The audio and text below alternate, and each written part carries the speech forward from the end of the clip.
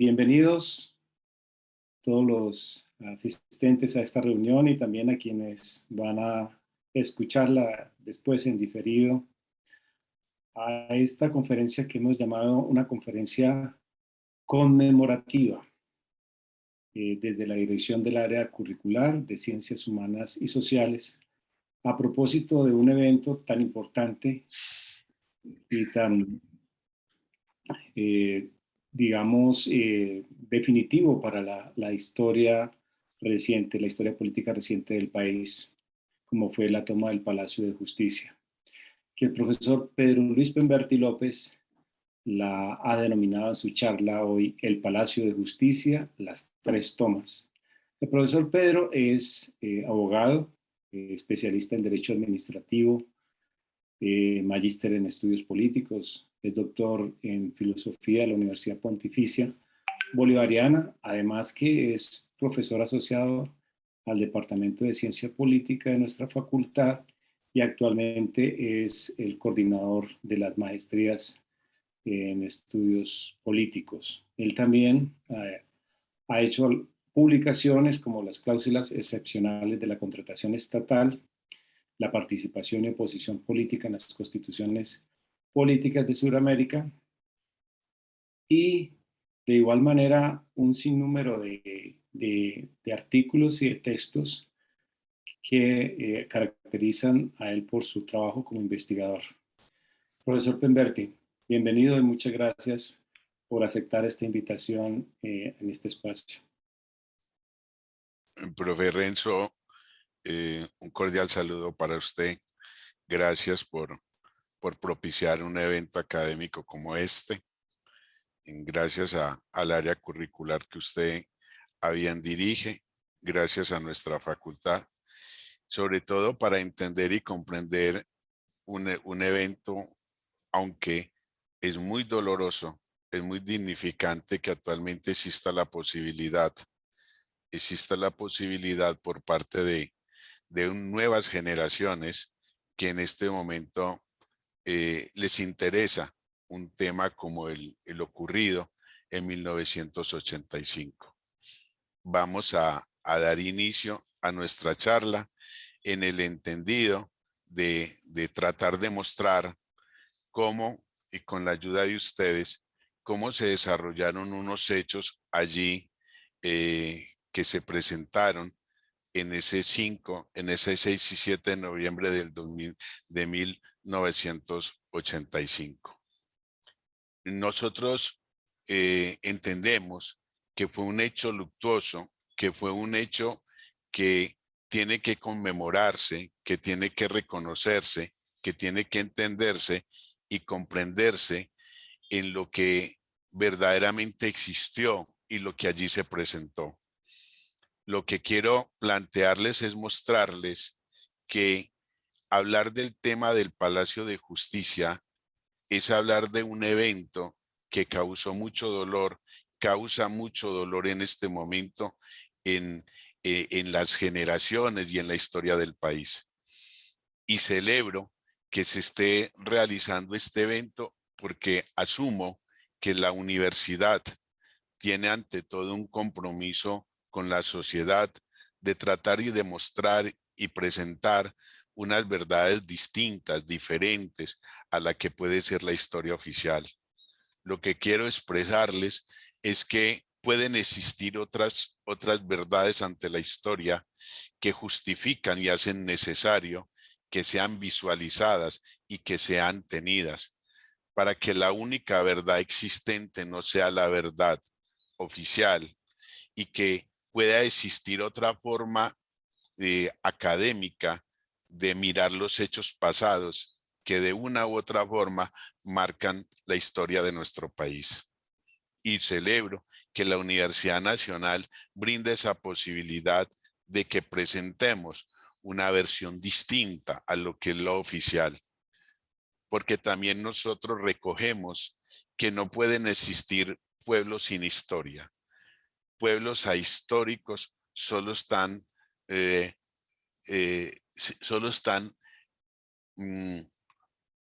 dirigidos a no tener futuro, dirigidos a vivir en la soledad de los desiertos de la historia.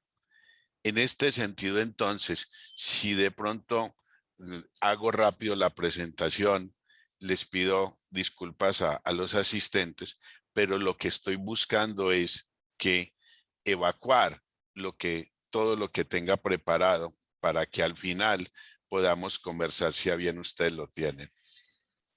La toma del Palacio de Justicia fue un hecho luctuoso, un hecho doloroso, que ocurrió ese 6 y 7 de noviembre de 1985. El Palacio de Justicia es el sustrato material de lo que encarna la justicia, de lo que representa la justicia para un Estado. Y más que para un Estado desde la institucionalidad, para un colectivo humano, como son las sociedades, como son los países, como son las naciones. La justicia es el alma que tiene que existir en todos los colectivos humanos para una buena marcha y una buena convivencia. En el Palacio de Justicia nuestro había esta frase, había este letrero que estaba al interior, al inicio de la entrada al edificio. Esta casa aborrece la maldad, ama la paz, castiga los delitos, conserva los derechos, honra la virtud. Esta frase estaba a la entrada del palacio. De manera siguiente, entonces vamos a encontrar que si algo tuvo la toma del Palacio de Justicia fue esta afrenta, que es lo que ustedes están viendo ahí. Fue esta afrenta, el ver cómo la soberbia de la fuerza, como la criminalización de la soberbia de los fierros entraba y se apropiaba del templo de la justicia.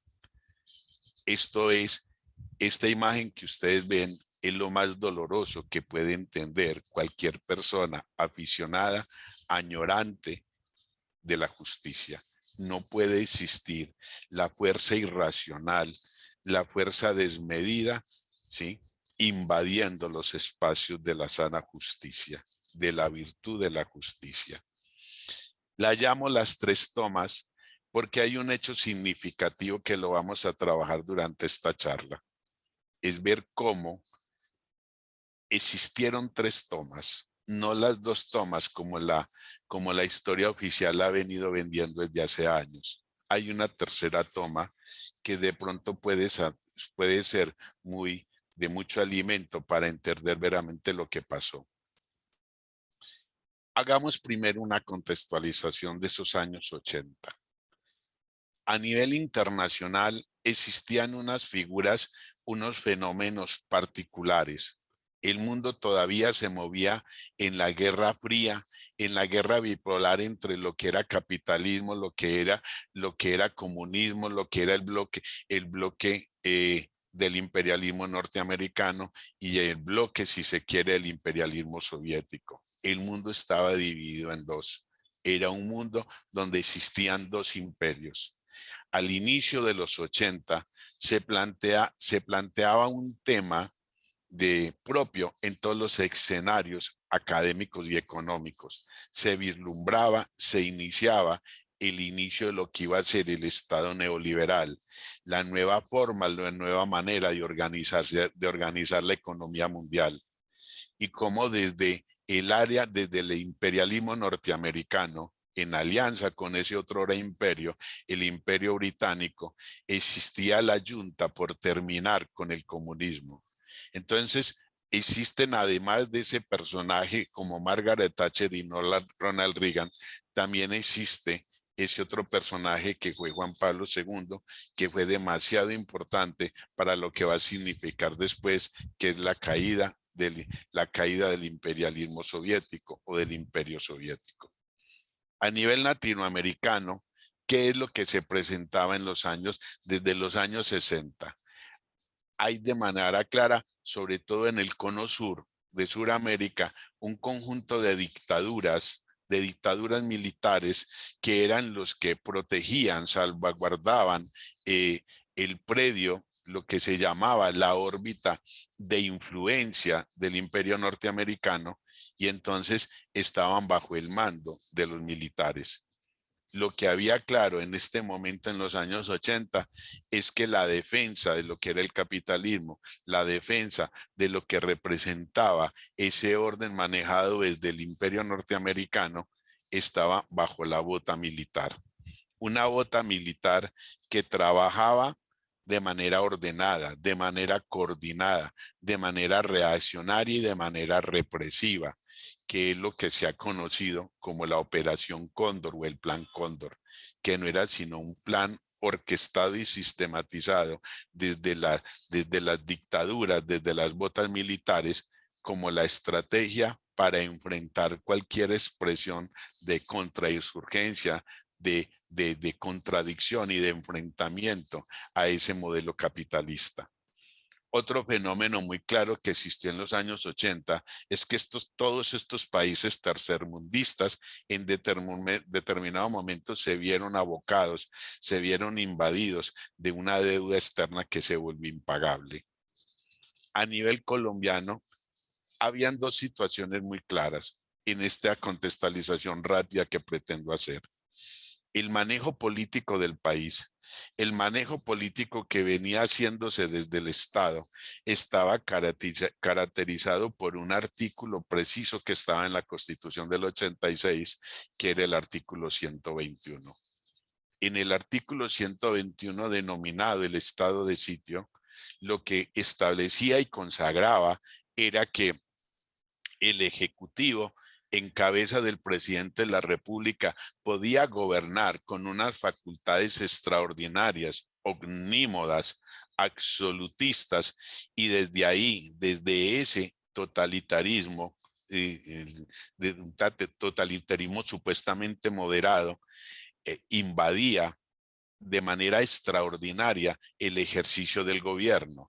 Entonces podía, incluso comillas, legislar, porque podía proferir argumentos, normatividades jurídicas que podían priorizar al legislador mismo. Entonces el 121 lo que le daba era sencillamente al presidente de la República unas facultades totalitarias para gobernar el país.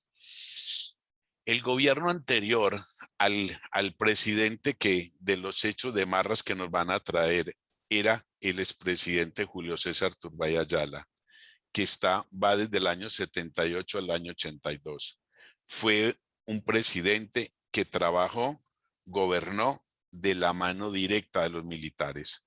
Los militares tuvieron una absoluta y plena libertad para manejar desde la represión cualquier expresión, cualquier movilización política o cualquier expresión para la política nacional.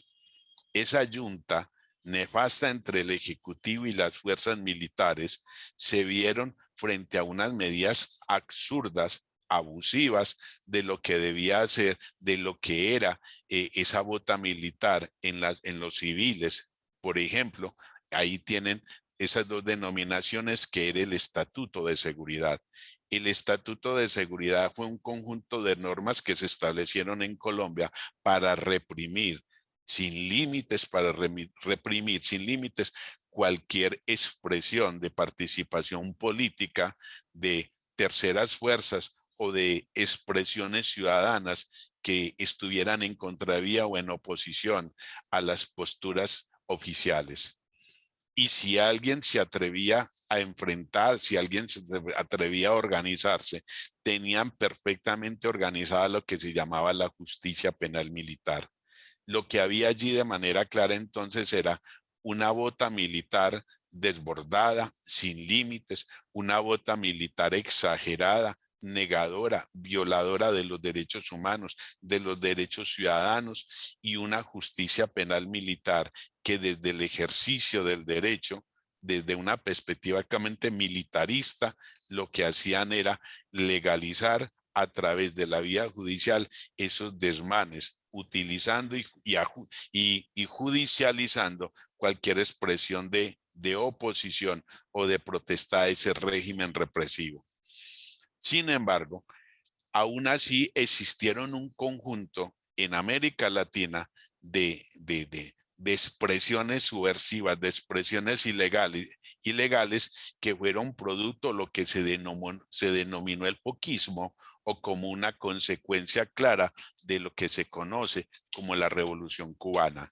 Entonces ahí de manera clara, ustedes van a tener un gran conjunto de lo que existían grupos guerrilleros. Por ejemplo, estaba el Frente Sandinista de Liberación Nacional en Nicaragua, estaba la Unidad Nacional Revolucionaria Guatemalteca, estaba el Frente Farabundo Martí para la Liberación Nacional en El Salvador, estaban las Fuerzas Armadas Revolucionarias de Colombia. En Colombia estaba el Ejército de Liberación Nacional, estaba el Sendero Luminoso, el Movimiento Revolucionario Tupac Amaru en el Perú, estaba el movimiento Montoneros en el Uruguay, el movimiento de liberación nacional de los Tupamaru, ¿sí?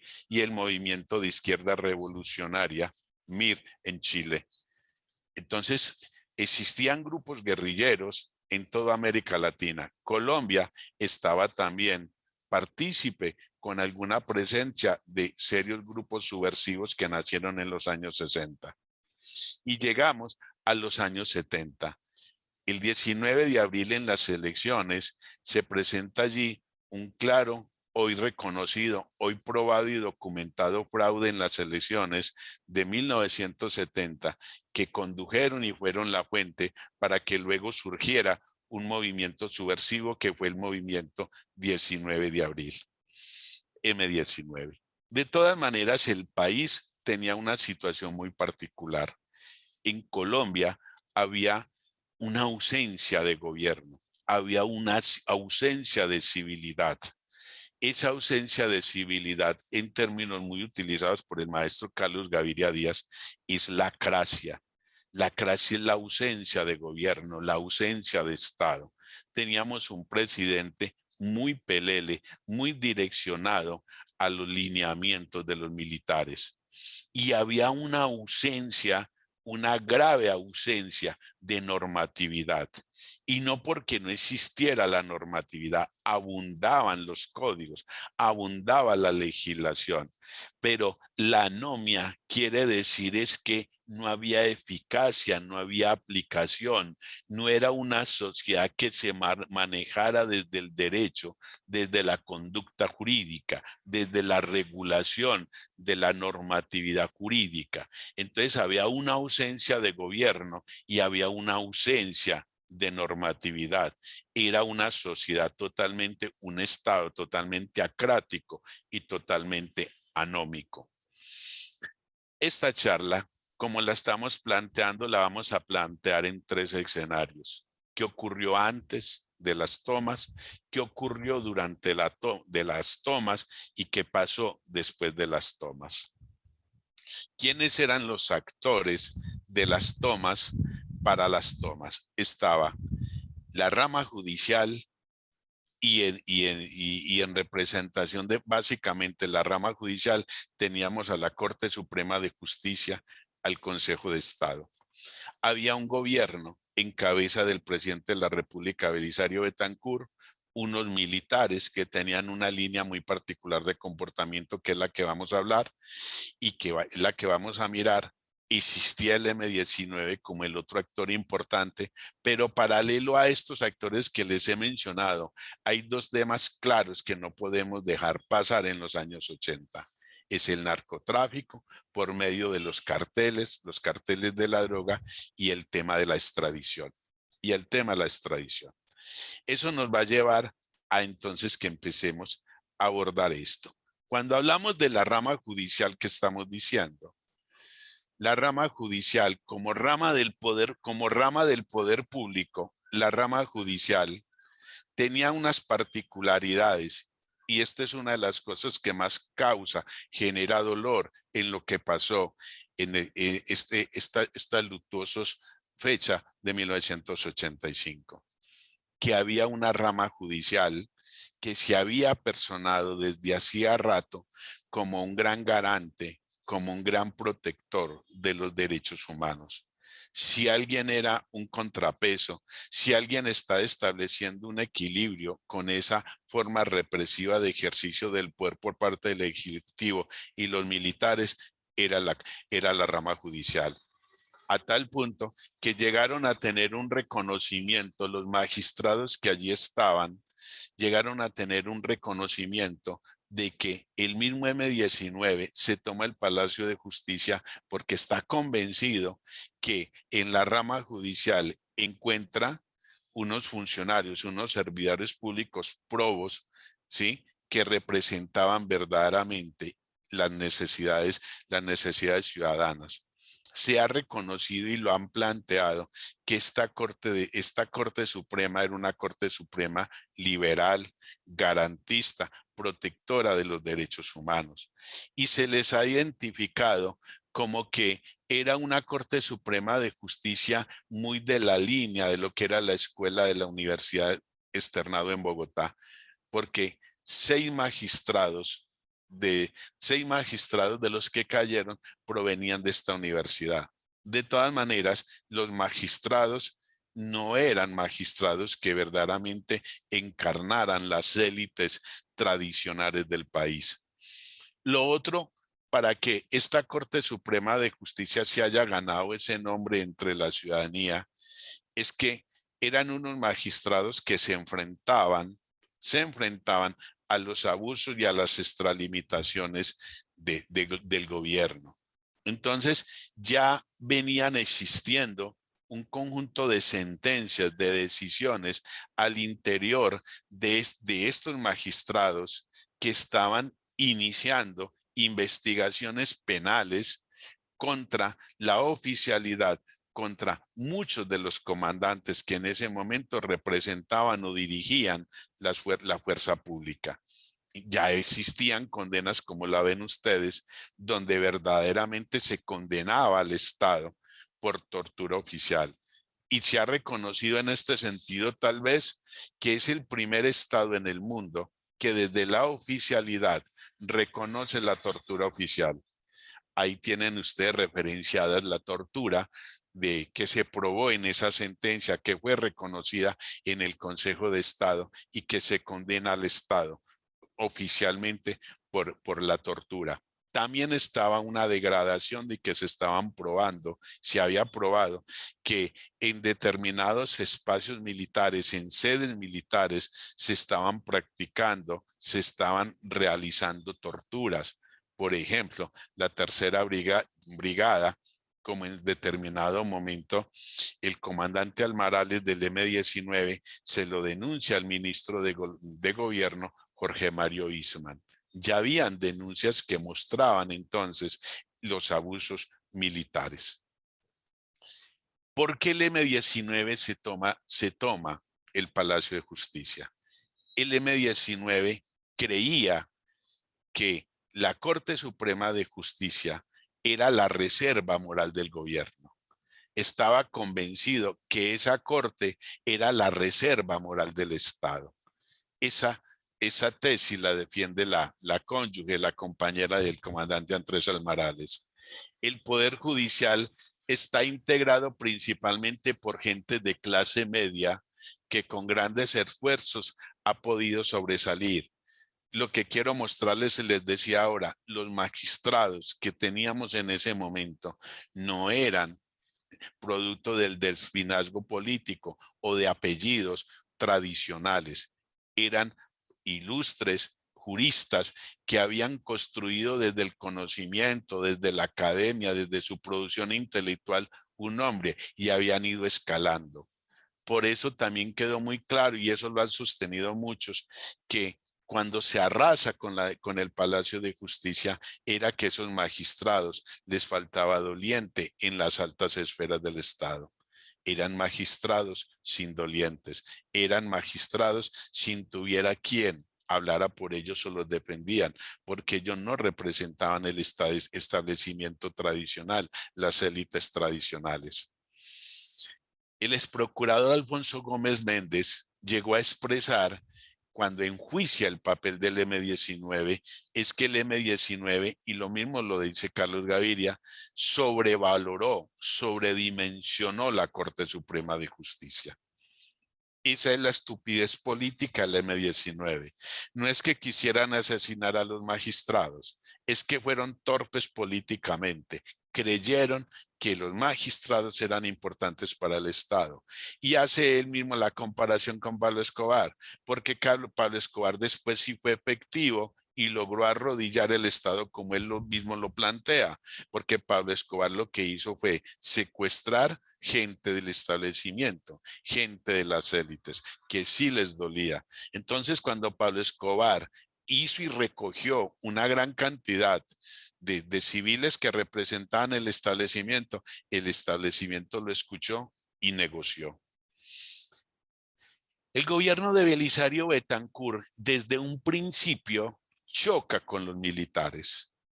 Aquí hay algo claro que nosotros no podemos tapar. El presidente Belisario Betancur llegó de manera clara, peleando en oposición, en contradicción con ese estilo de ejercicio de los militares. ¿Qué significó allí? Desde la candidatura, Belisario Betancur proponía la paz, a diferencia del presidente anterior. El presidente Betancur, cuando fue gobierno, estableció de manera directa negociaciones, conversaciones de paz con las FARC, el EPL y el M-19. Fue el primer presidente que les dio el reconocimiento como delincuentes políticos a los guerrilleros, a los insurgentes. Les dio ese estatus que luego va a ser muy importante para reconocer el estatus político de los grupos guerrilleros. Conformó unas comisiones de paz y se la jugó toda por la paz. Estableció de manera inmediata, apenas llegó a la presidencia, una amnistía e indultos amplios, es decir, abrió las cárceles. Muchos de los jefes guerrilleros que en ese momento estaban presos, estaban detenidos por una amnistía amplia, fueron liberados. Y se estableció la primera vez que ocurría en la historia política del país, una tregua bilateral. Ese es el primer hecho simbólico que al reconocer la tregua bilateral está reconociendo en los grupos guerrilleros, está reconociendo una condición de combatientes, les está reconociendo una especie de igualdad en la disputa por el poder. Aceptar una tregua es aceptar que el otro también es un ejército. Entonces, por eso en Colombia, en los años 80, estamos hablando que podían haber varios ejércitos. El ejército oficial, el ejército de las FARC, el ejército del M-19, porque con ellos aceptó la tregua bilateral. Eso nos va a llevar entonces que a partir de ahí se establecieron modalidades de diálogo, de conversación, como fueron mesas de concertación que se fueron montando en todo el país entre el gobierno de Betancur y representantes de los grupos subversivos. El presidente Betancur llegó a reunirse, a sentarse con guerrilleros, como lo hizo con España y en México. Él conversó allí con grupos, con dirigentes guerrilleros, se dio la mano. Eso chocó, eso molestó, eso no gustó. En ese momento el primer general, que fue su primer ministro de defensa, catalogaba ese ejercicio del gobierno de Betancur como una democracia femenina, como una democracia débil, frágil, como una democracia que no era producto, que no era propio de verdaderos dirigentes, de hombres de Estado. Entonces, irónicamente, así la denominaba. Pero el ministro de Defensa, con todo el estamento militar, se fueron de frente y fueron enemigos contrarios, directos al estilo de Betancur. Tampoco lo acompañó a Belisario Betancur los gremios económicos, ni el Congreso Nacional. La situación fue tan cruda, mis apreciados asistentes, que en el mismo Congreso los mismos congresistas del partido político del presidente le voltearon la espalda. Lo mismo pasó con el Partido Liberal y con el Partido Conservador. Eso frente a los militares, ¿cuáles eran las condiciones claras y precisas frente a los militares? Los militares venían en un odio, en un enfrentamiento salvaje, irracional con el M-19. El M-19 en sus inicios lo que trató fue de enfrentar militarmente a la fuerza pública, y pensó en sus inicios que si quería lograrse un cambio había que derrotar al ejército, derrotar las fuerzas militares. Entonces, eso fue generando un ambiente de odio mutuo entre el ejército, las fuerzas militares y el M-19. Y ocurrieron hechos que verdaderamente van a marcar hitos de esa enemistad dura, cruda, de odio entre ambos actores. El robo de la espada de Bolívar. El M-19 llegó a meterse a una guarnición militar y le roba más, le saca 10.000 armas. Después recuperan 5.500, pero imagínense ustedes cómo le quitan 10.000 armas a las fuerzas militares por medio de un túnel, un 31 de diciembre. Eso es inimaginable. Viene también la toma de la República, la Embajada Dominicana, donde se retienen 17 embajadores. Ahí está el nuncio apostólico, está el embajador de los Estados Unidos, el embajador de Israel. Es decir, nunca, y uno pensaría que tampoco puede que eso vuelva a ocurrir, que llega a estar en manos de las fuerzas insurgentes un grupo tan cualificado de estos para hacer cualquier tipo de negociación o cualquier acción política. Venían entonces frente a toda una situación clara. Los militares veían la negociación como una forma de debilidad. Los generales que tuvo el presidente como ministros de defensa fueron el general Fernando Landazábal, el general Gustavo Matamoros y el general Miguel Vega Uribe. El general Miguel Vega Uribe ya venía siendo reconocido procesalmente por estos magistrados por ser uno de los generales torturadores de la fuerza pública colombiana. Entonces, ellos llegaron a ser ministros de defensa. El M-19 había llegado a realizar atentados contra el comandante del ejército, ¿sí? El general Zamudio Molina, en plenas calles de Bogotá. El 23 de octubre, estamos hablando de 12, 15 días antes de la toma del palacio. Esto era una situación cruda, clara de lo que estaba presentando. ¿Qué estaba pasando? Esas fuerzas militares estaban siendo ya investigadas por los magistrados de los que venimos hablando. Y se sostiene que existían más de 1.800 procesos por distintos tipos de delitos cometidos por los militares: tortura, desaparecimiento y narcotráfico. El procurador de la época llegó a denunciar a 59 militares por paramilitarismo. Recuerden que ahora les mencioné, ya estaban los carteles, ya estaba el narcotráfico, ya estaban empezando a manejarse malas prácticas ilegales, indebidas en torno al Estado. El narcotráfico ya estaba cooptando las fuerzas políticas del país.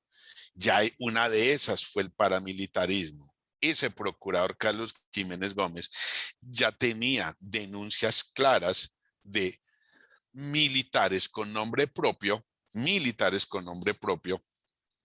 por estar comprometidos en el paramilitarismo. Estamos hablando de los años 80. Obvio, ustedes ya saben que estos militares venían con un adoctrinamiento muy claro, que era el adoctrinamiento de la seguridad nacional, que era la que se establecía desde las escuelas de las Américas en Panamá, donde allí se capacitaban, se preparaban a los militares de toda América Latina. Entonces, los militares en esa decisión, en esa opción, en esa formación, ellos no aceptaban ninguna posibilidad de diálogo y desde todos los puntos de vista intentaron torpedearlos, torpedear cualquier proceso de paz. Por ejemplo, asesinaron a Carlos Toledo Plata, que había salido de la cárcel y estaba en la civilidad el 10 de agosto. Todos esos eran comandantes del M-19. Iván Marino Ospina, el 28 de agosto, estamos hablando de 3 meses antes de la toma. Y en mayo de ese mismo se había hecho un atentado en Cali al comandante que estaba en las mesas de concertación, estaba manejando la parte política Antonio Navarro Wolf. Los militares, mire lo que dice Belisario Betancur después. Belisario Betancur después.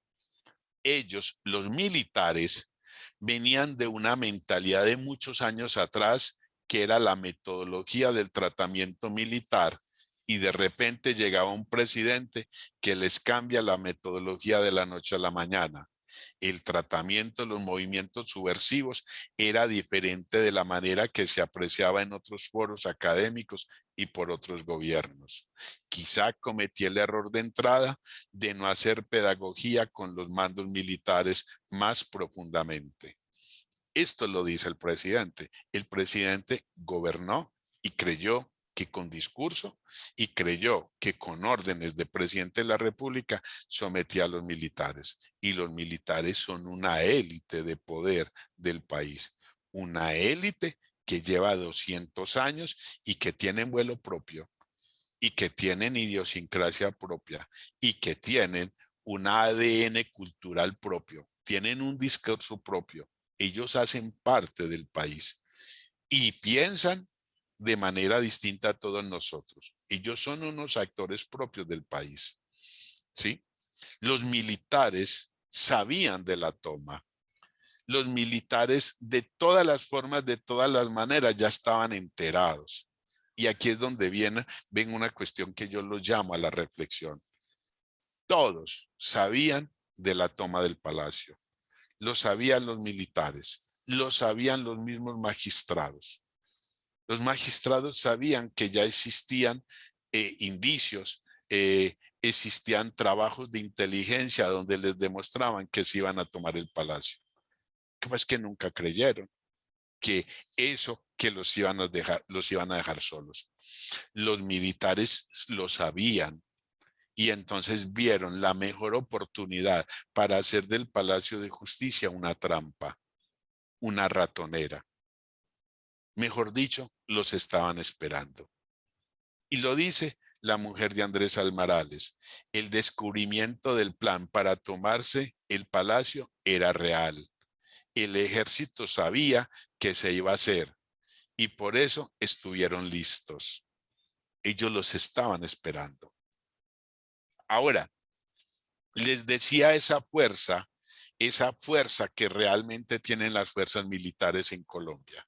Ahí tienen 2 citas.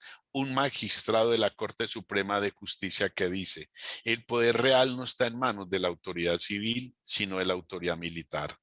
Eso no es que nos guste o no, no es tampoco una protesta, sino la descripción de un hecho. Eso lo dice un magistrado. El procurador que dijo, procurador, en Colombia está vigente no una, sino 2 constituciones. Una que se vende en las librerías y droguerías para uso del ciudadano común y la otra silenciosa y secretamente implantada en el corazón de la sociedad y del Estado para uso exclusivo de las Fuerzas Armadas. Lo dice el procurador en ese momento. El M-19. ¿Qué era el M-19? El M-19 era una guerrilla urbana. El M-19 buscó unos modelos de otras experiencias guerrilleras y los adopta. El M-19 en un principio considera que hay que demostrar militarmente una suficiente fuerza para enfrentar las fuerzas militares. Pero también el M-19 tenía clara la convicción de ganarse al pueblo. Hay que conquistar al pueblo, hay que estar de la mano del pueblo, hay que tener la mano tendida con el pueblo. Y por eso el M-19 llega a tener una gran popularidad que ustedes no se la imaginan. Una gran popularidad. Tenían un gran líder que fue Jaime Bate Mancayón, que luego muere en un accidente de aviación. Pero eso tenía claro, el M-19 tenía mucha fuerza política, mucha conexión con el pueblo, tenía mucha popularidad y tenía una firme convicción de que podía militarmente retar al Estado, y eso lo asume en la séptima y en la octava conferencia. Así trabajó el M-19 y por eso enfrentó militarmente al Estado. Por eso se roba las armas, por eso se atreve a secuestrar a Marta Nieves Ochoa, que eso va a ser un gran error, porque eso va a dar el nacimiento al MAS, al muerte a secuestradores, y eso va a llevar a que se cree, nazca la nueva ola del paramilitarismo desde los años 80, que de alguna u otra forma llega hasta aquí, como lo plantea un texto por ahí, unas guerras recicladas. Se van cambiando, pero su origen viene de los años 80 y se marca como hito ese secuestro de Marta Nieves Ochoa. El M-19 estaba convencido que podía repetir la experiencia de Sierra Maestra en Cuba y podía desembocar con dos grandes columnas militares que venían de Cuba. Una entra por Pasto, abajo por Nariño, y la otra entra por el Chocó. Obvio, los derrotaron a los dos. Militarmente ellos y simbólicamente tienen la batalla de Yarumales como el ícono que les va a mostrar la gran fortaleza militar, que ellos podían derrotar al ejército, cuando en una anécdota muy precisa, que es la batalla de Yarumales, hay un enfrentamiento en el terreno. El enfrentamiento militar dura 27 días y el ejército no los pudo sacar del terreno. Eso hoy se ha reconocido de manera clara, que el M-19 tuvo un gran triunfo en la batalla de Yarumales contra el ejército colombiano. Eso va a llevar a que se vayan presentando otras situaciones. El M-19 estaba convencida de que el triunfo estaba en la vuelta de la esquina. El M-19 estaba convencida que ellos llegaban al triunfo y que ellos podían derrotar al gobierno y a la fuerza pública. Entonces, frente a ese escenario, ¿qué ocurre? El Estado, los militares empiezan a torpedear todo proceso de negociación con el gobierno Betancur. Empiezan a generarse esas acciones que les acabo de mencionar. Y llega un momento que el comandante del M-19 da la orden general de combate. Y esa orden general de combate la da Álvaro Payat, el 17 de septiembre de 1985, 2 meses antes. Se rompe la tregua, ya no hay tregua. Al romperse la tregua es combate fiero, combate enfrentado en todo el país. Eso es lo que se llama la orden general de combate, el rompimiento de la tregua. Vámonos a lo militar solamente, nos vamos solo a lo militar. Y esa militarización lleva a que el M-19 militarice sectores de las ciudades.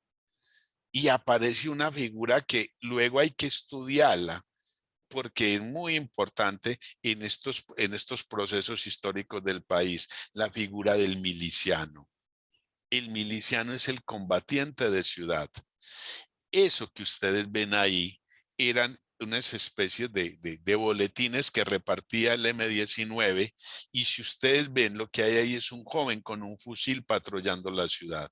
Él está ahí patrullando la ciudad. Son milicianos haciendo camino al andar, son milicianos vigilando los barrios desprotegidos de las ciudades.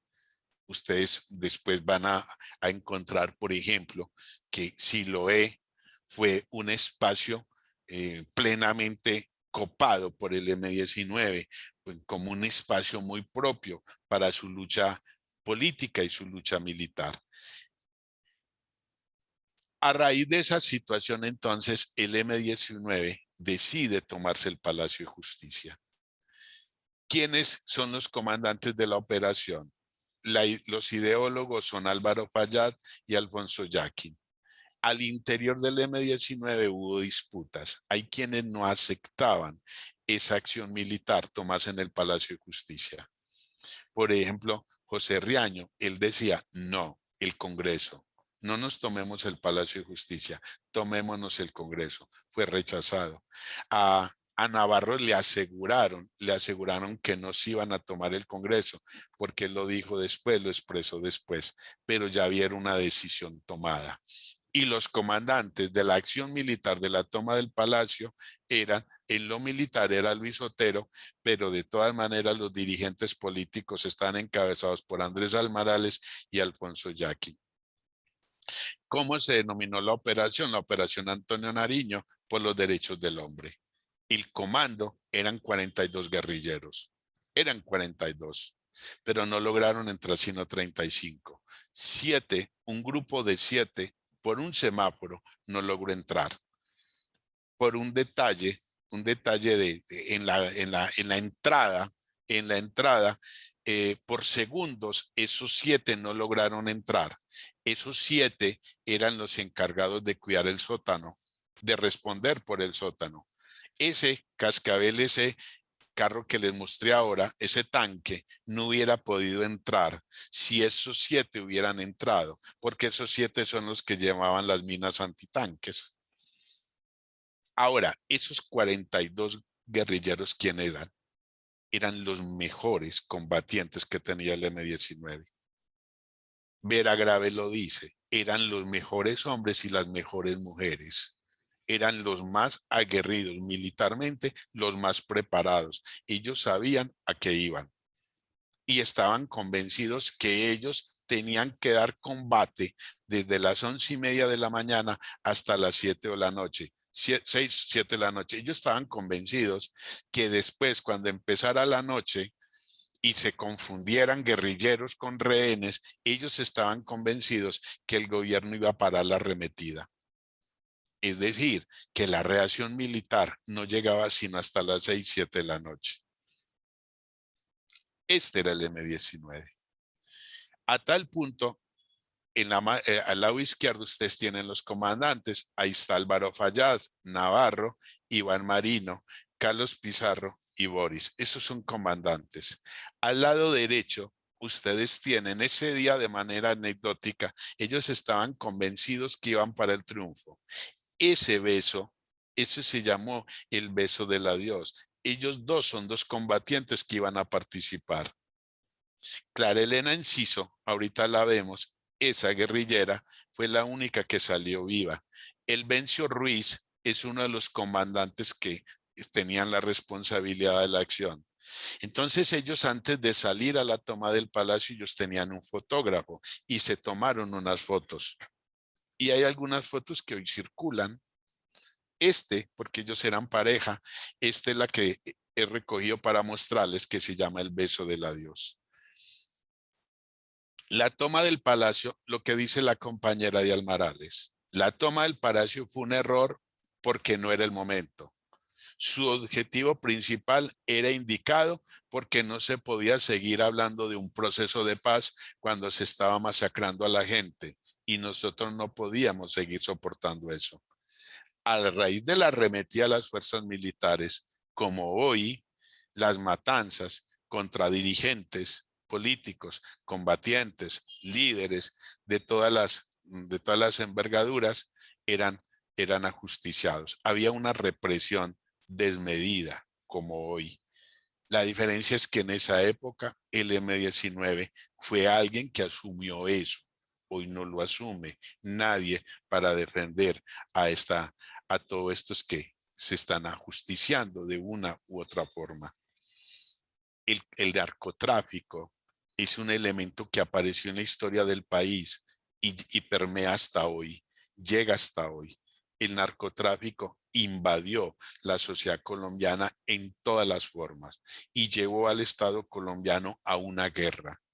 Los narcotraficantes tuvieron tanto poder, tuvieron tanta organización que fueron capaces de enfrentar al Estado y doblegar al Estado. Crudamente podemos decirlo, doblegar al Estado. El Estado fue sometido por las fuerzas del narcotráfico. Les menciono el hombre más importante, Pablo Escobar, ¿sí? Porque fue él el que verdaderamente lideró esa guerra, ese combate para el Estado. Pero eso es otra historia. Si Dios nos da vida, algún día podemos hablar de eso. La otra figura era el tratado de extradición. A finales de los años 70, principios de los 80, el gobierno colombiano, el Estado colombiano, en una de esas políticas represivas, el gobierno de Julio César Turbay Ayala firma un tratado de extradición con Estados Unidos, entregar los narcotraficantes. Y los narcotraficantes vieron en ese tratado de extradición su peor enemigo y se armaron y enfrentaron el Estado. Entonces, ese tratado de extradición hasta el 85 fue el elemento claro, común, que va a estar presente en la política nacional. La extradición llevó a que se mataran ministros. Ustedes pueden mirar los videos de la muerte de Rodrigo Lara Bonilla, de los debates en el Congreso por el narcotráfico, por la corrupción, por el narcotráfico en las altas esferas del país. La extradición y el narcotráfico, ¿sí? Siempre han estado acompañando la cruda, negra, nefasta realidad colombiana. ¿Qué pasa? ¿Qué pasa? Ya nos tomamos el Palacio. El M-19 se toma el Palacio. Esa es la primera toma. Y de manera inmediata, las fuerzas del Estado contestan. Inmediatamente. Recuerden, era la ratonera. Recuerden, era la trampa. Recuerden, los estaban esperando. La reacción militar fue inmediata. Entonces, se inicia la segunda toma. La toma por parte de las fuerzas militares. Y en esa situación, esos dos ejércitos, el ejército del M-19 y el ejército del Estado, va a tener en la mitad a los magistrados, a los civiles. Porque en el palacio también habían civiles, humildes y de todo tipo, pero habían civiles. Y se vieron en la mitad de los dos juegos. Se vieron en la mitad de dos ejércitos irracionales, de dos ejércitos soberbios, de dos ejércitos pedantes, de dos ejércitos convencidos que podían destruir al otro. Y entonces ahí viene la figura más clara, que es el presidente Alfonso Reyes Echandía, con una frase que va a marcar la historia del país, que ese es el juego. El presidente Alfonso Reyes Echandía estaba en una situación de tanta debilidad, de tanto desespero, de tanta impotencia, que lo único que dijo, desde que entra las fuerzas del M-19 hasta que lo matan, lo único que dijo fue que cese el juego, que cese el juego. Es la frase más dolorosa, más lapidaria, más impotente que puede escuchársele a un funcionario público de la envergadura del presidente de la Corte Suprema de Justicia. Que cese el juego. Es la frase más dolorosa que puede expresar la impotencia de la impotencia de un hombre que le entregó su vida al Estado y que el Estado miserablemente le voltea la espalda. Que cese el fuego. Necesitamos dramática y urgentemente que cese el fuego por parte de las autoridades, por parte de las autoridades. Estamos rodeados del M-19 en varios pisos, en el 4º piso. Estas súplicas, mire qué doloroso esto. Cierren sus ojos, imagínense en esto. Un magistrado sentado en la poltrona de la justicia, suplicando. Estas súplicas, declaró el consejero de Estado, doctor Valencia Arango, las escuché hasta cuando abandoné el Palacio de Justicia a las 11:30. Lo digo con el más grande respeto. Pobre presidente de la Corte Suprema de Justicia, verse en esa condición tan débil y tan infrahumana. Mire lo que dice otro magistrado. Una voz rogaba, porque él estaba en otro piso. Una voz rogaba, cese al fuego. Eso era lo que se escuchaba en el palacio. Eso era lo que se escuchaba. Entonces eso nos va a llevar a esto. Esto es lo que tiene que marcar y que nunca podemos olvidar. Es esto. Cuéntenos, pero ¿qué hay que hacer?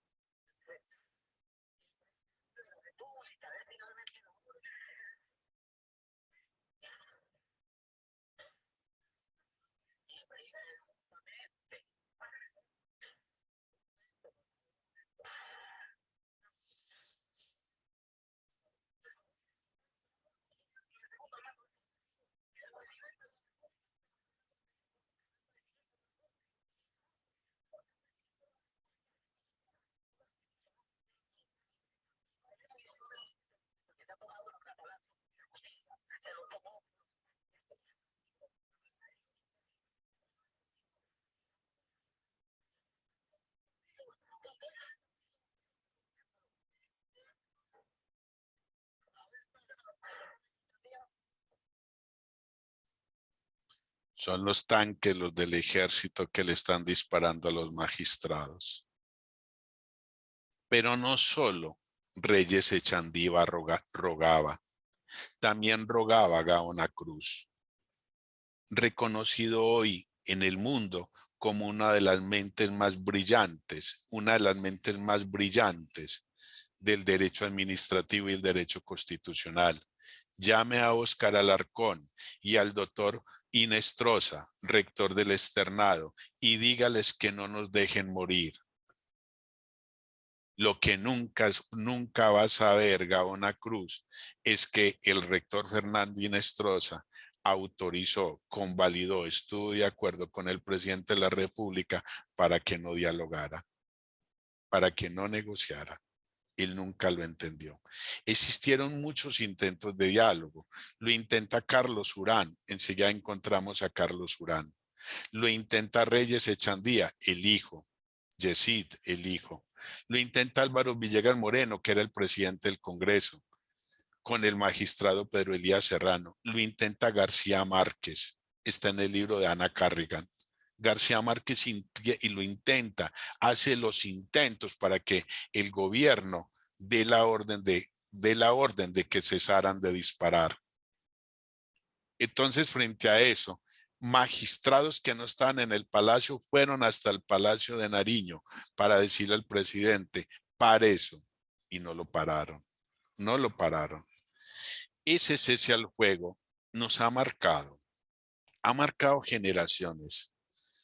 Y hoy eso es uno de los compromisos personales, porque lo asumo con un compromiso moral.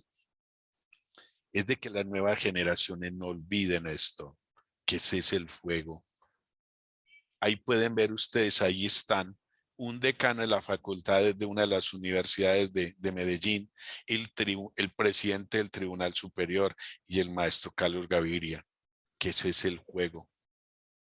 Entonces, esto no puede olvidarse. Los diálogos se intentaron de muchas formas.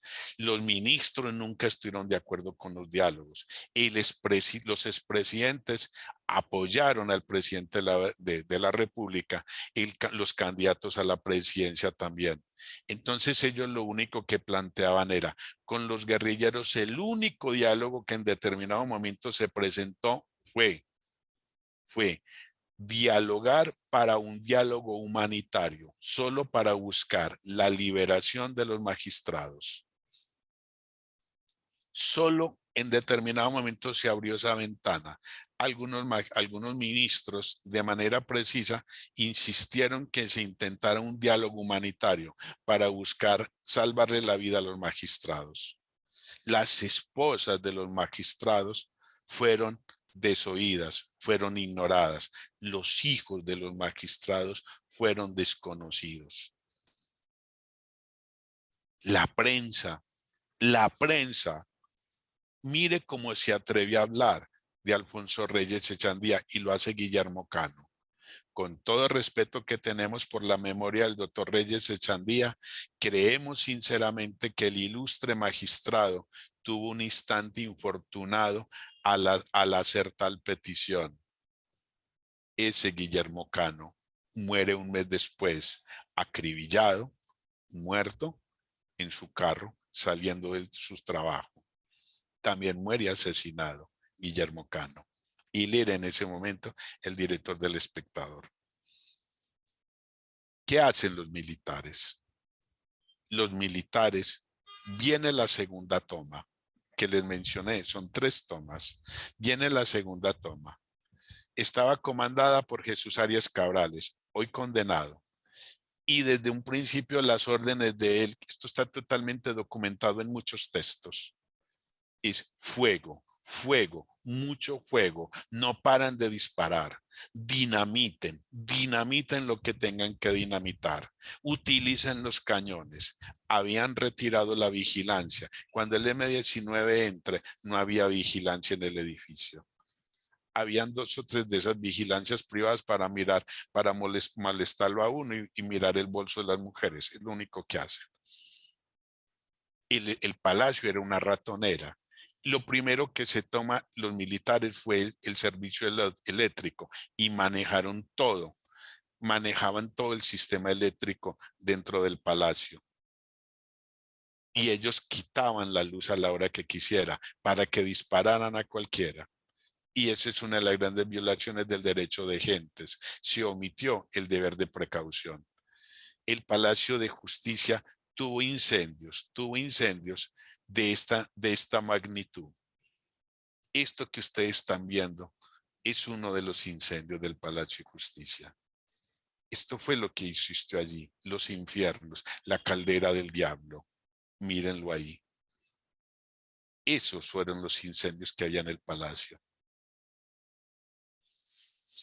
Ahora, ¿qué pasa también dentro del palacio? Dentro del palacio lo que allí existe, lo que allí se presentan fue, por parte de los militares, actos extrajudiciales, ejecuciones extrajudiciales y actos de barbarie. Se ha probado y se ha documentado de manera clara que algunos guerrilleros estaban heridos, algunos guerrilleros estaban indefensos y los militares los fusilaban, los mataban. El Estado no puede llegar a ese estado de barbarie, no puede llegar a estado de barbarie. Y todo esto está documentado porque mire dentro de esas anécdotas también del Palacio de Justicia, un señor, un anciano de 70 años, esa noche tenía mucha pereza y había mucho ruido que no le dejaban dormir. Entonces cogió un radio aficionado y buscó los canales y encontró la transmisión que estaban se estaban dando entre el ejército y las grabó. Y eso se convirtió en la prueba reina del papel de los militares. Eso fue grabado. Por eso hoy hay un libro que se llama Las 2 tomas. Y en ese libro está textualmente las grabaciones y la identificación de los militares.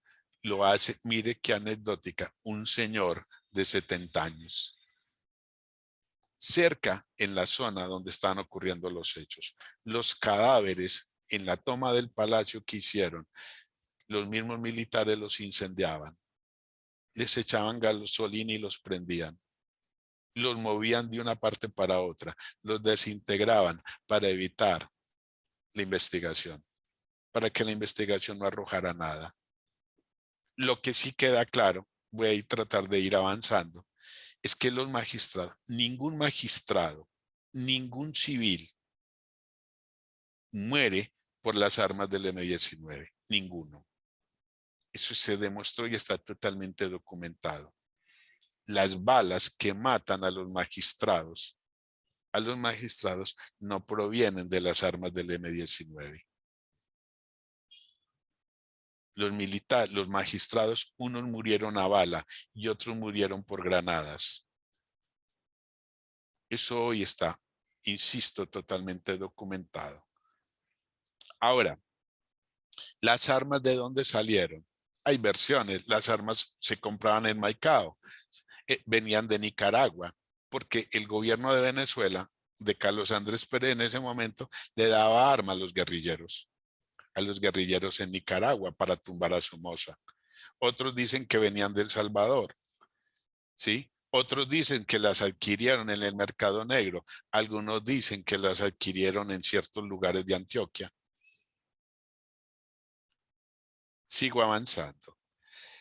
Lo que sí quedó también claro, y lo dice, por ejemplo, los magistrados, es que el comandante del operativo, el comandante Andrés Almarales, él permitió en determinado momento, cuando ya entendió que no había diálogo, que aquí lo había que buscar era salvarse, él les dio la libertad a todos, en ese momento a todos los rehenes, les dio la libertad para que pudieran buscar y salir y salvar su vida.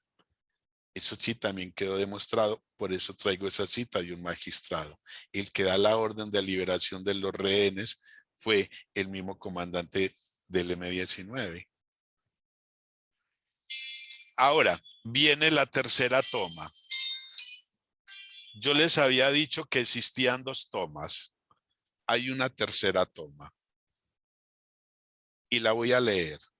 Voy a leer esa diapositiva, porque las conclusiones las sacan ustedes, no yo. La tercera toma, la que no les cuentan, la que no está en los libros, la que uno, si arma y hace esta investigación con muchas fuentes, las va encontrando. Cuando yo digo los libros, son los libros oficiales.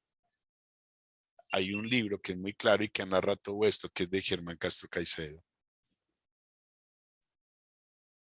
El soldado José Rodríguez, comillas, recuerdo que allí comenzaron a ver llegar carros de generales, ahí no alcanzo a leer, de generales y de coroneles por la entrada de la carrera octava. Pero muchísimos llegaban. Ellos se bajaban del carro y entraban al palacio presidencial como balas. El palacio estaba lleno de mandos superiores, de generales y de coroneles. Entraban uno tras del otro y parecía que no acababan desde ese día al comienzo de la tarde. El palacio presidencial estuvo lleno de militares de alto rango. Un soldado. Elvira Sánchez Blake. ¿Pero qué pasa, mayor? ¿Por qué no responde el presidente? Mis ojos se desviaban curiosos hacia el tercer piso y alcancé a divisar un nutrido grupo de oficiales de alto rango reunidos en la oficina presidencial. Su respuesta, entre temerosa y desafiante, reveló la magnitud de lo ocurrido. El presidente no podía hacer nada. Ya no es presidente. El que está a cargo de la situación es mi general y sus órdenes son esas: aniquilar a los terroristas. El coronel Luis Carlos Sandoknik, jefe del Estado Mayor y segundo comandante de la 13ª Brigada, dijo a la Justicia Penal Militar bajo declaración juramentada que los generales Vega Uribe y Zamudio Molina y demás miembros de la cúpula militar desde el comienzo del operativo urgían al general Arias Cabrales a culminar la operación en forma rápida y contundente. En otros términos, a obtener una pronta solución. Las comunicaciones aportadas al juez penal militar así lo confirmaban. A pesar de eso, nunca se abrió investigación alguna contra los superiores del comandante de la 13ª Brigada. El presidente nunca dio órdenes militares, todas las impartió el ministro de Defensa Vega Uribe. Entonces, mire lo que les estoy mostrando. El presidente Betancur, que dijo: las instrucciones por mí impartidas a través del Ministerio de Defensa de las Fuerzas Armadas versaron sobre el adelantamiento de un operativo militar que recobrara el orden perturbado, mantuviera las instituciones con la regla de oro de recobrar sanos y salvos a los rehenes. Desde ese momento, la incumbencia total de responsabilidades estaba en cabeza del estamento militar. El señor ministro de Defensa adelante y luego los responsables de las respectivas responsabilidades asignadas. Por consiguiente, eran los propios mandos militares los que señalaban en cada caso la oportunidad de las respectivas acciones, casuística y específicamente consideradas, y tiene que ser así. Lo dice Belisario Betancur ante ese juzgado. ¿Qué más dijo? No ordené el ingreso de los tanques al Palacio de Justicia. En detalle, no me consultaron el ingreso de los tanques. La responsabilidad es del comandante militar y era una operación de trato sucesivo. Entregué el mando al ejército como comandante en jefe. Lo dijo el presidente ante la Comisión de la Verdad. ¿Qué dijo también Elvira Sánchez Blake?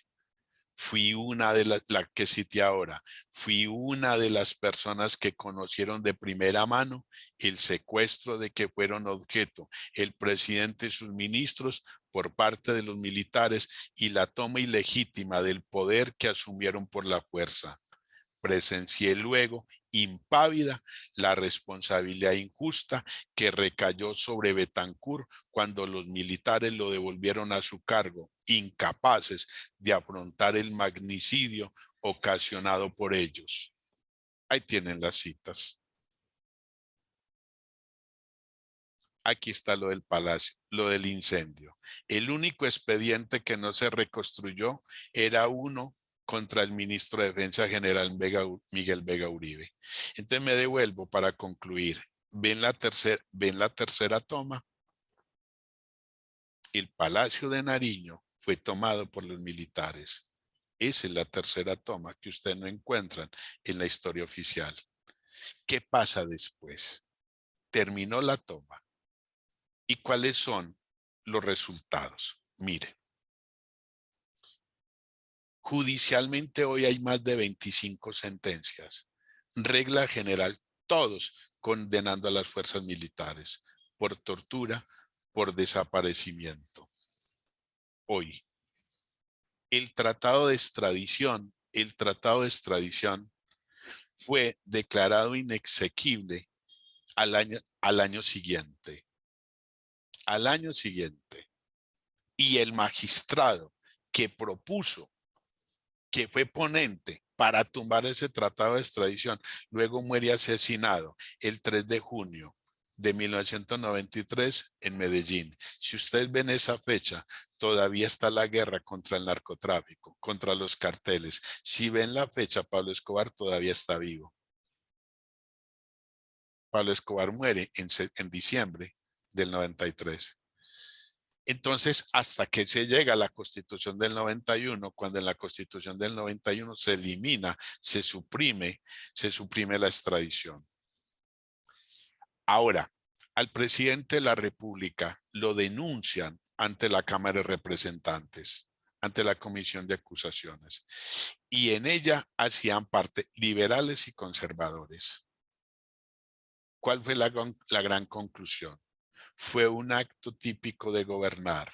No hay ningún acto de gobierno. Esta es una expresión del hijo de uno de los magistrados, Carlos Medellín, que criticando a esa decisión de la Cámara de Representantes dijo que un acto típico de gobierno, de gobernar, no se enjuiciaba. Carlos Medellín, que hoy hace parte de la Real Academia de la Historia en Colombia, Eh, él sostiene, no hay ningún acto de gobierno que no sea enjuiciable, ni siquiera declarar la guerra. A Belisario nunca lo juzgaron. Luego se formó un tribunal especial de instrucción criminal y muestra claramente que los militares nunca hicieron nada por salvar los rehenes ni a los magistrados. La Comisión de la Verdad, también ordenada por la Corte Suprema de Justicia, llegó a las mismas conclusiones. Y en el 2015 viene la sentencia de la Corte Interamericana de Justicia, donde se condena al Estado. Y se condena al Estado por torturas y desaparecimientos. ¿Qué ocurre con los que salieron vivos del palacio? Con los que salieron vivos del palacio, hoy se ha probado y se ha documentado que lo que allí se presentaron fue grandes torturas. Se los llevaron para esas caballerizas, se los llevaron para esos mismos sitios donde torturaban antes. Se escucharon los gritos de una mujer porque yo estaba en el extremo de las pesebreras. Y a un lado estaba el cabo corredor del grupo Guías de Casanare. Se me acerca el corredor y me dice, tenaz, yo de esta mierda me retiro. Al poquito tiempo se retiró y después yo me retiré. Estando en esa sale Arévalo y manifiesta, manito, manito, la cagué. ¿Por qué? Maté a esa vieja. Esa vieja fue Cristina del Pilar Guarín, 26 años. Después se probó que era una de las humildes trabajadoras de la cafetería. Se violó el derecho de gentes porque no se protegieron para nada a los rehenes. Mire lo que dice, lo que verdaderamente dice el Consejo de Estado, porque después condenaron al Consejo de Estado. El operativo militar fue excesivo e inhumano, en tanto no se preocupó por salvaguardar la vida de los rehenes y violó las normas internacionales existentes sobre derecho de gentes. Y no debe olvidarse que al interior del denominado derecho de guerra también existe una filosofía ética que exige el respeto a la dignidad humana y por tanto constituyó una falla del servicio por la cual la nación colombiana debe responder patrimonialmente. Eso es una sentencia. Es una sentencia del Consejo de Estado. Luego se profirió medida de aseguramiento contra toda la cúpula del M-19, pero ninguno fue juzgado. Estos fueron los magistrados caídos. Estos fueron los masacrados. Y estos fueron los desaparecidos, casi todos ellos de la cafetería, humildes ciudadanos, humildes personas. Estos fueron. De manera anecdótica, preciso, eso que está en la bolita roja en ese círculo, el que viene en una patica es Carlos Urán. Carlos Urán era uno de los magistrados. Mire que está vivito y coleando. Después lo encuentran torturado y ajusticiado. A Carlos Urán lo ejecutaron extrajudicialmente en una bala. En esas caballerizas a él después le encuentran sus objetos personales, su billetera, todo ese tipo de cosas. Este es la cruda lápida de los magistrados. Después de los magistrados de la toma del palacio, el mismo día muere Dante Fiorillo Porras de un infarto en una clínica en Bogotá. El mismo día. Después matan a Hernando Vaquero Borda. Después matan a Luis Enrique Aldana. ¿Sí? Después Enrique Lou Murtra. Después lo matan saliendo de una universidad en Bogotá. Los familiares nunca aceptaron ningún acto de homenaje, ningún acto de reconocimiento del gobierno. Incluso lo despreciaron. Despreciaron al gobierno y al presidente Belisario Betancur. Del M-19, todos los guerrilleros murieron. Solo una guerrillera que salió viva, Clara Enciso. Clara Enciso fue la única que se salvó. Cuando Almará les da la libertad para que cualquiera busque salvar su vida, salen dos guerrilleras, Clara Enciso y Irma Franco. Luego que salen, A Clara Enciso, a Irma Franco la identifican y luego a Irma Franco después muere torturada. A Irma Franco la torturan después y después la desaparecen. Después la encuentran. La que sí se le salvó fue Clara Enciso. Hay una situación particular. ¿Qué pasó con Andrés Almarales? Hay muchos documentos donde se muestra que Andrés Almarales salió vivo.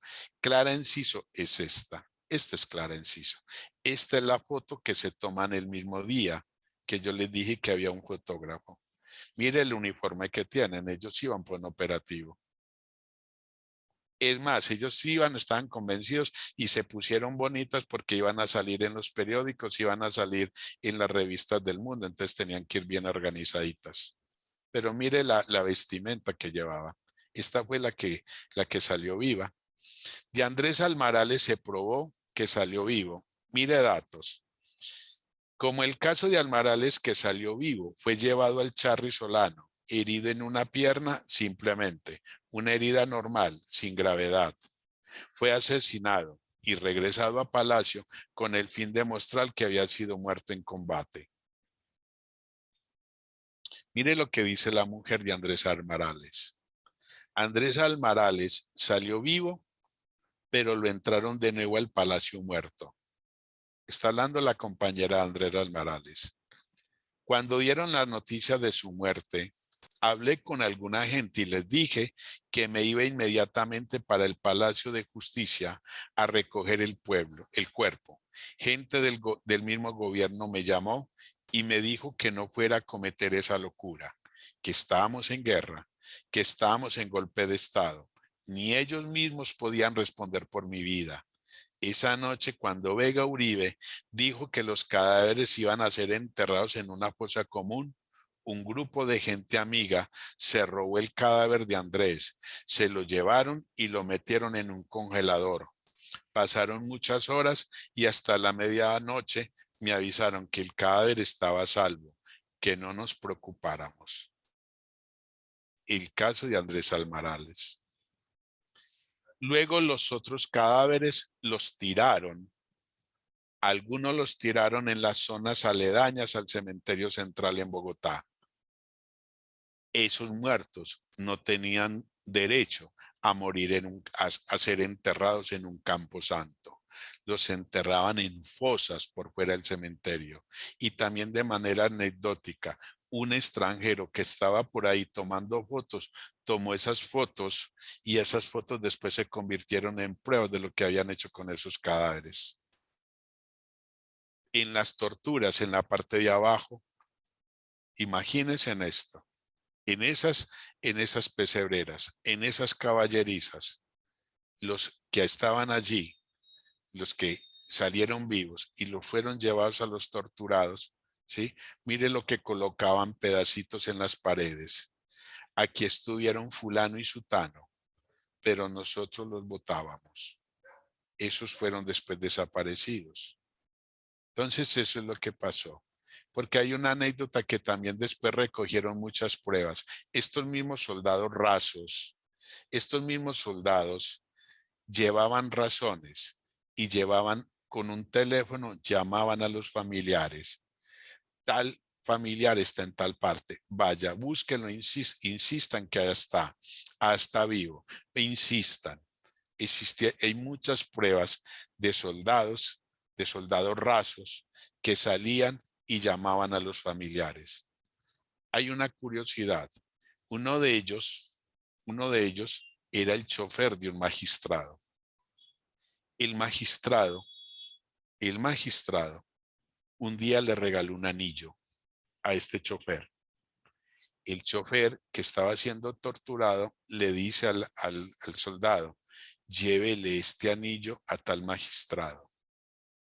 El magistrado después, cuando vio el anillo, encontró la prueba más clara de que ese chofer estaba vivo. Y por eso le dio total credibilidad cuando el soldado le dijo que estaba en tal parte. ¿Qué fue lo que pasó aquí? ¿Cuál es la gran conclusión para que vamos cerrando? para no torturarlos más, ya que estamos hablando de tanta tortura.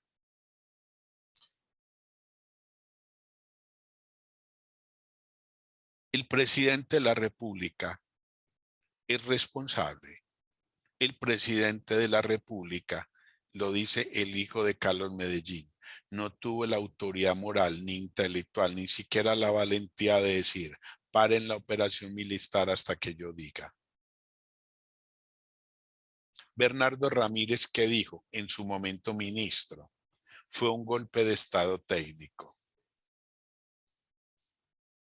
El exmagistrado Carlos Betancur Jaramillo, ¿qué dijo? Fue un golpe de estado express. En la sentencia que condena a Arias Cabrales, habla de golpe de estado transitorio. Entonces mire que todos dicen o un golpe de estado técnico, o un golpe de estado express, o un golpe de estado transitorio. Los militares fueron quienes decidieron qué hacer y prescindieron del poder civil. El informe señala que hubo un vacío de poder y el presidente simplemente fue un espectador del desarrollo de los acontecimientos. Fue dejado a un lado y los militares se ocuparon de todo. Esa es una de las conclusiones de la Comisión de la Verdad. Ahora, Víctor Delgado Mayarino fue el militar de la policía con el que hablaba, con el que atendía el teléfono en el Palacio de Nariño. Y lo dice, no se ha muerto, hoy tiene 92 años. Algún día voy a publicar un libro para que se sepa la verdad, pero este no es el momento. Todavía hay muchos protagonistas que están vivos y no quiero causar polémica. Para el M-19, la toma del palacio fue una acción política. Fue una acción política, pero les costó mucho. El M-19, mire estas citas de los mismos dirigentes del M-19. Esta tragedia abrió una herida profunda en el movimiento que empezó a cuestionarse la efectividad en sus acciones beligerantes para generar transformaciones políticas y sociales en el país. Mire lo que dice otra militante del M-19 en el libro Oscuro Abril. La toma del Palacio de Justicia no logró conectarse con la opinión pública y quedó como una simple acción terrorista. Declararon Patiño, Vera Grave, García Durán. Opinión compartida por Antonio Navarro, quien aseveró que el costo de este fatídico suceso fue el fin del prestigio del M. Vera Grave, que dice, después del Palacio de Justicia, mucha gente ya no era incondicional, tenía miedo y su amor herido. Ya ni siquiera les pasaban, ya ni siquiera los atendían. En 1995, el M-19, por medio de una carta, pide perdón por la toma. Esta es la referencia de los textos consultados de los que trabajé para este informe. Ahí encuentran ustedes muchas cosas de un tipo o de otro tipo. Y aquí está la otra parte. Estos fueron los textos que trabajé. ¿Por qué hice esto hoy? Porque mientras pueda, lo haré. Por esta cita. Pero la sociedad también tiene el derecho de no olvidar, de no ser cómplice del silencio de quienes la vulneran y de exigir la verdad histórica para que los abusos no se repitan indefinidamente. Muchas gracias. Profesor Pedro, muchas gracias a usted por esta excelente exposición. Invitamos a los asistentes a hacer preguntas o reflexiones respecto de los contenidos de la exposición. Yo quiero, mientras se preparan algunas preguntas, profesor, hay que recordar que el M-19 también hizo una toma de la Embajada de República Dominicana, ¿no? Por allá por los años 80, y que también tuvo un impacto y una relevancia de carácter nacional e internacional en su momento. Se logró algunas negociaciones. Quizás pudo ser que este antecedente hubiera motivado de alguna manera esta acción que se pretendía fuera política, pero que indudablemente tuvo una incursión militar.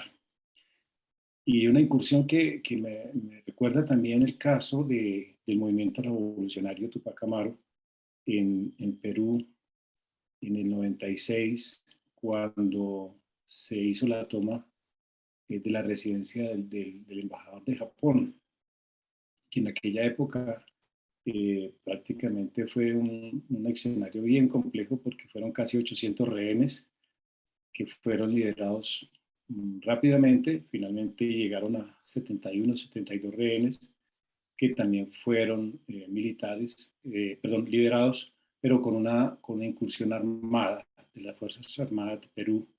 Y fue un operativo que dejó a los 14 militantes de esta organización y a un rehén muerto, ¿no? Esa toma, pues, en su comienzo fue percibida como un gran éxito y también tuvo una atención mediática en todo el mundo, pero posteriormente se fueron, digamos, descubriendo hechos que llevaron el caso a la Corte Interamericana de Derechos Humanos, ¿no? Y debido a que precisamente se dieron ejecuciones en el momento en que los guerrilleros se entregaron voluntariamente. Son parte y es una historia de digamos, un caso de la historia de América Latina que ensalza y se pone en contexto de una época bastante compleja, como tú lo señalabas al comienzo, donde hay un contexto muy, muy particular eh, y que indudablemente para el caso nuestro, pues yo creo que hay un antes y un después de la toma del Palacio de Justicia y sobre lo cual habrá que seguir resaltando el hecho y por supuesto analizando el impacto que tuvo el acontecimiento en la vida política del país. Andrew Puerta Oviedo nos hace aquí unas preguntas, profesor, para que usted, por favor, nos las pueda responder. Él dice, ¿cuál fue la respuesta de la universidad pública ante la represión del Estatuto de Seguridad? ¿Existe alguna culpabilidad política del presidente Betancourt por los hechos de la toma del Palacio? ¿Cree que esa élite de poder militar es posible sigan influyendo en el incumplimiento del Estado a los acuerdos de paz? Gracias, profe Renzo. A ver, voy a intentar respuestas cortas. La universidad pública, ¿qué hizo ante el Estatuto de Seguridad? La represión era muy dura, la represión era muy generalizada. Aún así, existieron personas, de pronto individualmente, que tuvieron la valentía y se pararon y denunciaron ese estatuto por represivo, ese estatuto por negador de las garantías ciudadanas, porque era tal punto la represión en su momento que ese estatuto consagraba que la persecución contra sindicalistas, contra estudiantes, contra líderes de todas las diferentes modalidades, estirpes y condiciones se generalizó en el país, sobre todo después del robo de las armas del Cantón Norte. Soltaron esa jauría, la soltaron, y esa jauría se volvió una fuerza incontrolable, desmesurada, a tal punto que les voy a mencionar algo. El presidente de la República en ese momento, Julio César Turbay Ayala, hace una gira, como el que acabo de hacer el de nosotros, que se acaba de hacer una gira por Europa. Y ustedes no me creen que en algunos países, por ejemplo en Francia, no le permitían aterrizar. Para Europa, Julio César Turbay Ayala era el típico dictador de corbata, era el típico dictador sanguinario, negador de los derechos humanos. A ese punto se llegó que en Europa se impedía, se impedía el aterrizaje del avión presidencial por cuestionarlo, por ser un negador de los derechos humanos. La responsabilidad política. La responsabilidad política de Belisario Betancur se reduce a esto. Belisario Betancur nunca recibió el perdón del pueblo. Belisario Betancur nunca se le reconoció inocencia. A Belisario Betancur existió lo que siempre ha existido, una condena en la imagen. Y hoy, después de muerto, uno sigue insistiendo que el culpable de eso fue Belisario Betancur, porque al menos hay una cosa que no se le perdona, es que él no tuvo el mínimo intento de escuchar al maestro Reyes Echandía. Él no expresó la mínima voluntad de atenderlo siquiera. O sea, él no hizo nada, él no hizo ninguna expresión, ninguna mínima expresión de colegaje, de solidaridad con los magistrados. Leyendo esto, hay una situación que también, en gracia de discusión, quiero decir esto. Noemí Sanien era la ministra de Comunicaciones, y ahora, ya que pasaron los años, ella expresó esta frase hace poco. Si ellos hubieran revelado frente a los militares, ella lo dijo, estaba convencida que iban a dar un golpe de Estado. O sea, la cuestión era sí o sí. Entonces, también entendamos que lo que habían allí era 10, 15 ministros que eran civiles invadidos por todos los lados por los militares. Mire que una de las citas que les menciono, el presidente de los ministros estaban secuestrados. Hay que entender también si ellos tenían poder, de hablar, poder de decidir, y parece que no. También hay que mirar todo eso. No sé si me faltó algo, profe Renzo. No, profesor, está muy bien, solamente que también se señala por parte de Andrew lo siguiente, y se cree que esta élite de poder militar es posible sigan influyendo en el incumplimiento del Estado a los acuerdos de paz. Si ustedes le han hecho seguimiento al acuerdo de paz, mire que el presidente Betancur siempre confesó, me faltó pedagogía. Si ustedes le hacen seguimiento al proceso de paz, del gobierno Santos, ustedes recuerdan que el presidente Santos iba a las guarniciones militares a hablar con los militares, a tal punto que mire que les dio el carácter de un negociador a un general. ACORE, que es la organización que organiza a los militares retirados, les tienen un papel protagónico y fue escuchado en el proceso de negociación. Se dice que ahora, a finales de este mes, el general Mora saca un libro donde él confiesa y cuenta confiesa y cuenta todas las cosas de lo que pasó en La Habana y que nadie ha dicho. Vamos a ver qué dice. ¿Cuál es la respuesta?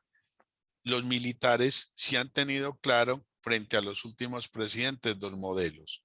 Uno, un modelo que es el gobierno del 2002 al 2010. El gobierno militarista, guerrerista, hay que destruir al enemigo, somos capaces de derrotarlo, y ellos en su imaginario están convencidos de que ellos pueden derrotar la subversión que sea, el grupo que sea, son capaces.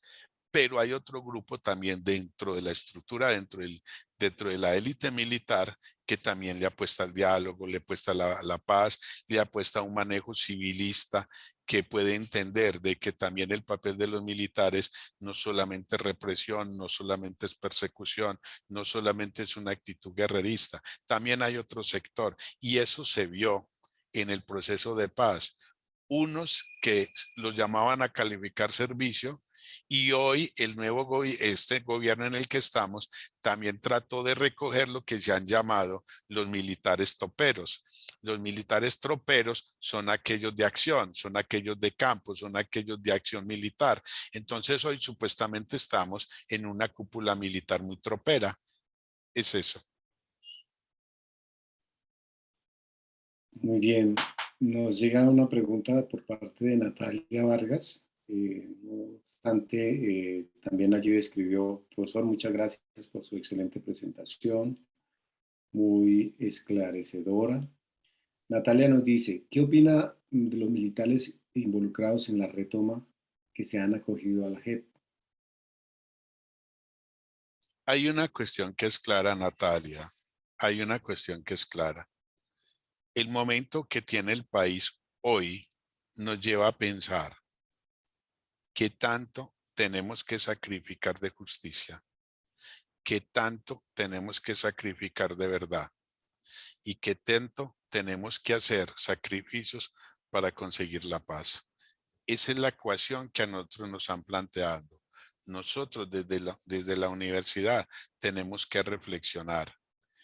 La toma del palacio es un acto producto del conflicto para ver si lo metemos en los acuerdos de La Habana o no. Ahora, el papel de los militares por su cualificación, por ser los representantes del Estado, por ser los garantes de la libertad, por ser los garantes de la seguridad ciudadana, si podían dirigir las armas contra inermes inocentes, magistrados, civiles e incluso los guerrilleros que estaban heridos y desarmados. Sí podrían hacer eso.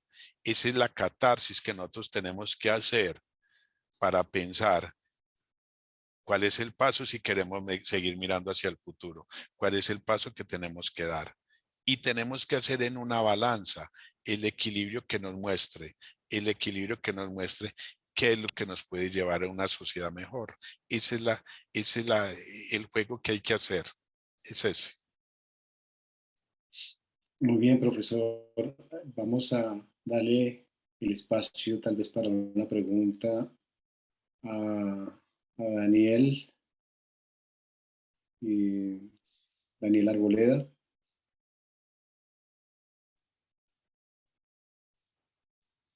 A Arnaldo Peña también. Estoy.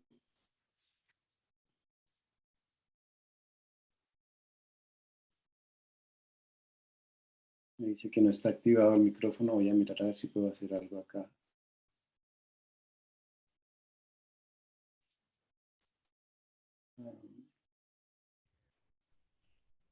Sí, buenos días. Buenos días, Daniel. Buenos días. Cordial saludo al profesor Vaca y cordialísimo saludo y mis respetos y mejores recuerdos al profesor Pedro Luis Pemberti López. Yo le agradezco por su presentación. Quiero manifestarle también mi pesar por no haberlo podido encontrar durante mi estadía en Colombia. Y le quería preguntar, yo no soy experto en esto, evidentemente. Yo le quería preguntar algo que siempre me han preguntado en el extranjero. Lo primero es si en Colombia realmente hay inteligencia propia. Usted en algún momento habló de que la inteligencia sabía qué iba a pasar y realmente en Colombia siempre se ha sabido de antemano qué iba a pasar. Por ejemplo, el caso de Klein es un buen ejemplo, los paramilitares, otro buen ejemplo. Sí, entonces, la pregunta que le quiero hacer a a su conocimiento, a sus ojos, ¿en Colombia hay inteligencia propia o es una inteligencia operada por los amigos gringos?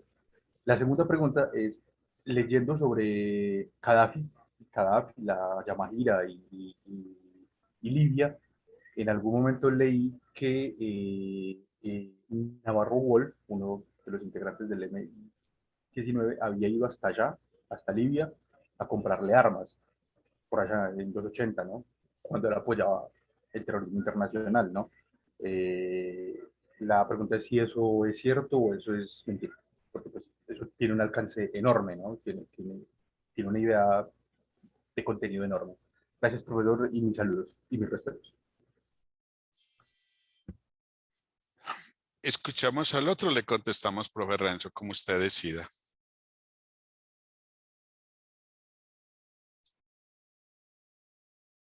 El micrófono suyo, profe Renzo. Pido mis disculpas. Sí, nos ha llegado también una pregunta de Nayibe. Dice: Profesor, a partir de las experiencias guerrilleras colombianas, ¿cómo superar o enfrentar el desafío de reconstruir la legitimidad y credibilidad de las izquierdas en la sociedad, cuyo posicionamiento en la política partidaria es significativa en un país con niveles profundos de neoliberalismo y sin gobiernos progresistas? Esa es la pregunta de Nayibe. Voy a mirar a ver, creo que Arnoldo ya bajó la mano porque no lo ubico. Bueno, parece que ya no. Entonces serían esas preguntas, profesor. A ver, lo primero, Daniel, qué gusto saludarte, Daniel. Yo sé que estás muy lejos, pero qué rico que estés aquí, Daniel. Sabes el aprecio que te tengo, Daniel, y sé que estás muy lejos y cuando estés aquí, llámame y nos tomamos un tinto. Hagamos eso y que Dios te cuide mucho por allá donde estás. Te respondo, Daniel. Mira, nadie ha discutido porque hay suficientes experiencias para demostrar que la inteligencia colombiana, la inteligencia militar colombiana es muy avanzada. La inteligencia militar colombiana es muy compleja y es muy de las mejores inteligencias que se tienen, digamos, en los distintos estados. Y hay una razón elemental y sencilla, Daniel. Es muy buena porque es una inteligencia que ha estado siempre en el terreno, en la práctica, viviendo experiencias, viviendo prácticas, lo que aquí va aconteciendo.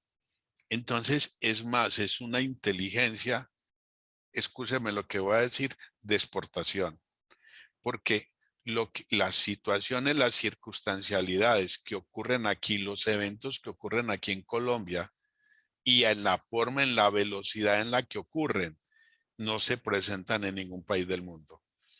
Nosotros tenemos una violencia muy cruda desde hace 80, hace 90 años, de manera cruda, si arrancamos desde los años 30 del siglo XX.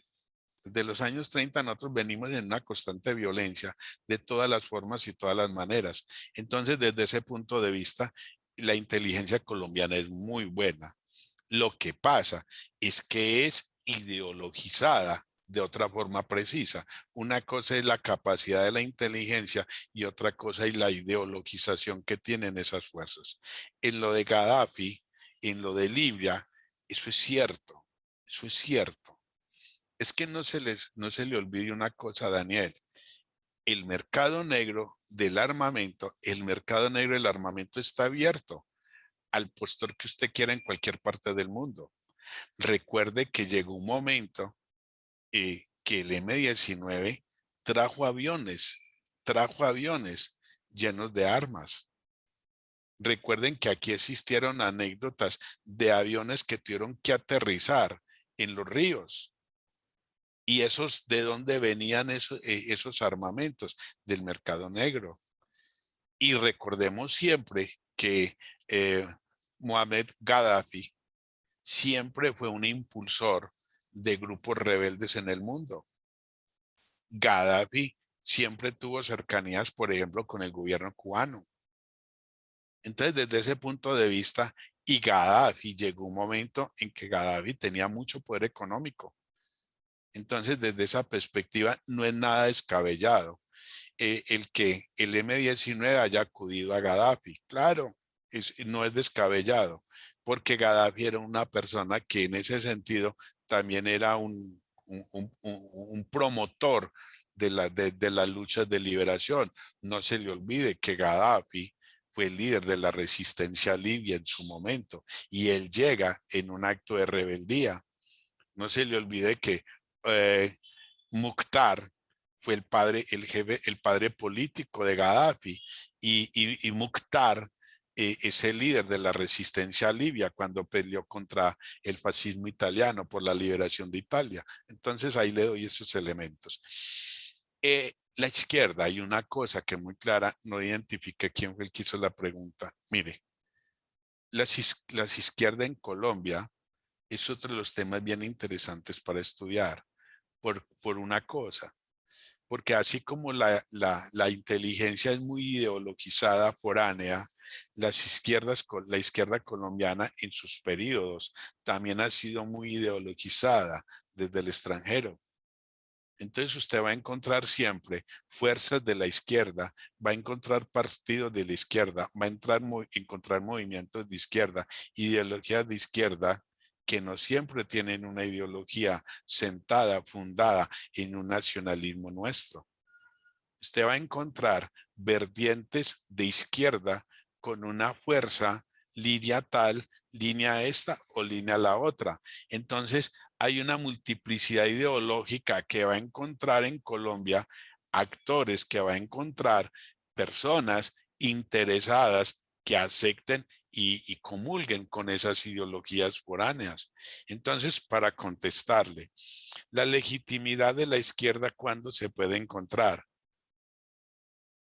La izquierda tiene que hacer un alto, tiene que entender que hay unos defectos, hay unos vicios que históricamente la izquierda ha traído en Colombia que tienen que ser superadas. Los egos, las vanidades, muchas veces intereses, muchas veces enemistades personales. Entonces uno, para contestarle, la legitimidad de la izquierda se recupera cuando la izquierda recoja verdaderamente el pensamiento y el sentimiento popular. Esa es la respuesta. Gracias, profesor Pemberti. Creo que es el momento de cerrar este espacio. Y me ha encantado mucho, como usted lo ha hecho, profesor, con esta frase de Adriana Echeverry. Pero la sociedad también tiene el derecho de no olvidar, de no ser cómplice del silencio de quienes la vulneran y de exigir la verdad histórica para que los abusos no se repitan indefinidamente. Profesor Pemberti, muchas gracias, y a todos los asistentes también. Buenas noches. A usted, profesor Renzo, muy buenas noches. Gratitud eterna a los asistentes, y el mensaje era ese, que la memoria de lo que pasó y de todos aquellos eventos se vuelva en un compromiso para estas nuevas generaciones, para estos nuevos estudiantes, porque este país tiene que estar por encima de cualquier otro interés que nosotros tengamos. Primero Colombia. Gracias, profe. Bien.